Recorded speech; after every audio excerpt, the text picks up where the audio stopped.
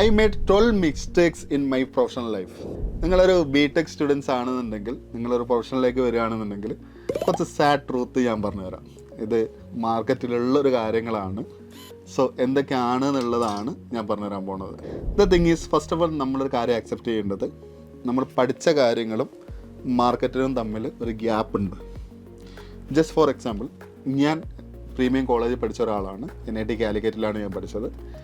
So college കഴിഞ്ഞിട്ട് I feel like നല്ല കോളേജിൽ പഠിച്ചു, കോളേജ് കഴിഞ്ഞിട്ട് തന്നെ ജോബ് കിട്ടി. സോ എനിക്ക് കുറച്ചൊരു ഈഗോ ഉണ്ടായിരുന്നു ആ സമയത്ത്.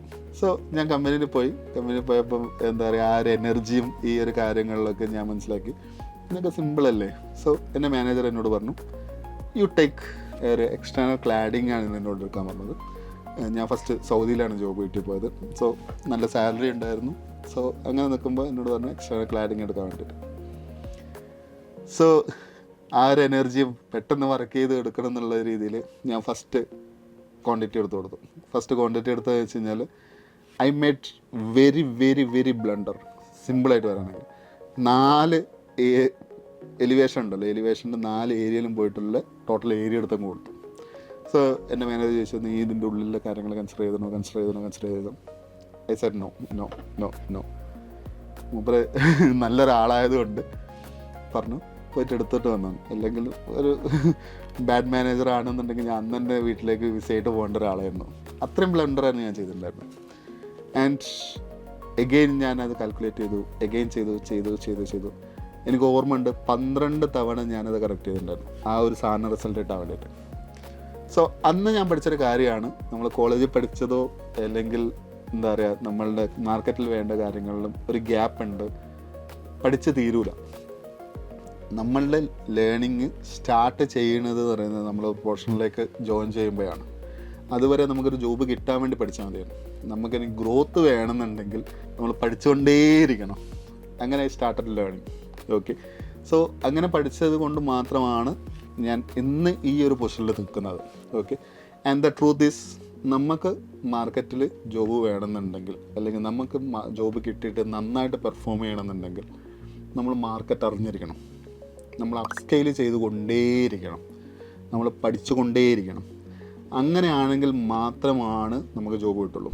ഞാൻ പല കോളേജുകളിൽ പോയപ്പോഴും പല ആൾക്കാരും അവരുടെ ഒരു ബിഹേവിയറിൽ ഞാൻ കണ്ടൊരു കാര്യമാണ്, പഠിച്ചു കഴിഞ്ഞല്ലോ ഇനി ജോബ് ചെയ്യാം. പഠിച്ചു കഴിഞ്ഞിട്ടില്ല, അത് കഴിയില്ല. ജോബ് ചെയ്യണമെങ്കിൽ നിങ്ങൾ ഇനി പഠിക്കാൻ പോണതേ ഉള്ളൂ. ഓക്കെ, ഈ ട്രൂത്ത് നിങ്ങൾ മനസ്സിലാക്കിയെടുക്കണം. Okay, I know this may get hurt, but the reality is, job കിട്ടിയാലാണ് നമ്മൾ പഠിച്ചുകൊണ്ടിരിക്കുക, അപ്സ്കിൽ ചെയ്തുകൊണ്ടേ ഇരിക്കുക. ദെൻ അങ്ങനെ ചെയ്യുന്ന ഒരാൾക്കാണ് പ്രൊഫഷണലിൽ കരിയർ ഗ്രോത്ത് ഉണ്ടാവുള്ളൂ. ഓക്കെ, അവർക്കാണ് നല്ല ജോബുകൾ ഉണ്ടാവുള്ളൂ. മാർക്കറ്റിൽ 3 ടൈപ്പ് ഓഫ് ആൾക്കാരുണ്ട് പ്രൊഫഷണൽസ്. നിങ്ങൾക്ക് ഇതിൽ ഏത് വേണമെന്നുള്ളത് നിങ്ങൾക്ക് തീരുമാനിക്കാം. ഒന്നെന്ന് പറയുന്നത് just go with the flow. ഇവരാണ് 80% ഓഫ് ദ ആൾക്കാർ. എന്താണെന്ന് വെച്ച് കഴിഞ്ഞാൽ, നേരത്തെ പറഞ്ഞ പോലെ ആ വീട്ടിൽ കഴിഞ്ഞു, ജോബ് എടുക്കാൻ പോയി കഴിഞ്ഞ് കഴിഞ്ഞാൽ മാനേജർ എന്തെങ്കിലും പറയും, ദേ are just doing it. Okay, പറയുന്ന കാര്യങ്ങൾ മാത്രം ചെയ്യുന്ന ഒരു കാര്യം. Okay, just for example, manager പറഞ്ഞു നീ കാര്യം ചെയ്യണം, ഞാൻ ഈ സാധനം തരാമെന്നുള്ളത്. അവനവിടെ ഐഡിയലായിട്ടിരിക്കും, ആ സാധനം കിട്ടുന്നത് വരെ അവിടെ ഇരിക്കും. കിട്ടിക്കഴിഞ്ഞാൽ മാത്രമേ അവൻ സ്റ്റാർട്ട് ചെയ്യുള്ളൂ. അങ്ങനെയുള്ള ആൾക്കാർ. ഓക്കെ, ഇവരെ നമ്മൾ പറയുന്നത് ദേ are just go with the flow. ആ ഒരു ഫ്ലോയിൽ പോകണം. ജസ്റ്റ് ഫോർ എക്സാമ്പിൾ, ഞാൻ ഒരാളെ ഇൻ്റർവ്യൂ ചെയ്യുന്ന സമയത്ത് അവനോട് ചോദിച്ചു അറബിയിൽ പ്രിപ്പയർ ചെയ്യണം. സോ ഐ ജസ്റ്റ് ആസ്കിങ്, നിങ്ങൾ അറബിയിൽ പ്രിപ്പയർ ചെയ്യുമ്പോൾ ഏത് സ്റ്റാൻഡേർഡ്സാണ് ഫോളോ ചെയ്യണത്?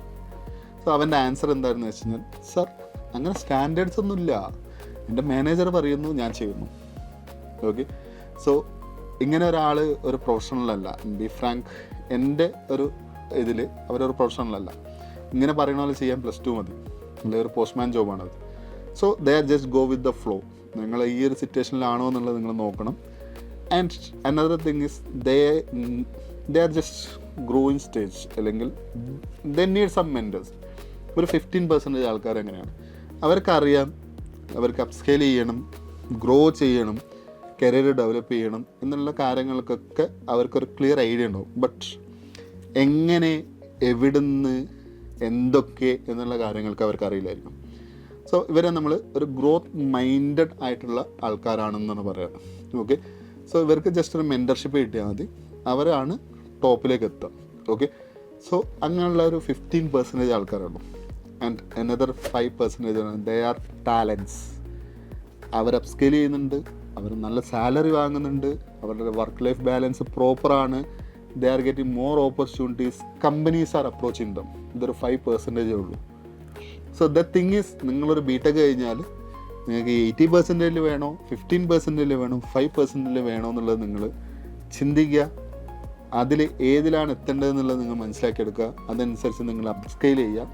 ഇതാണ് മാർക്കറ്റിലൊരു ട്രൂത്തായിട്ടുള്ള കാര്യങ്ങൾ. I know this is sad, but this is the real scenario. So try to explore yourself, be in top 5%.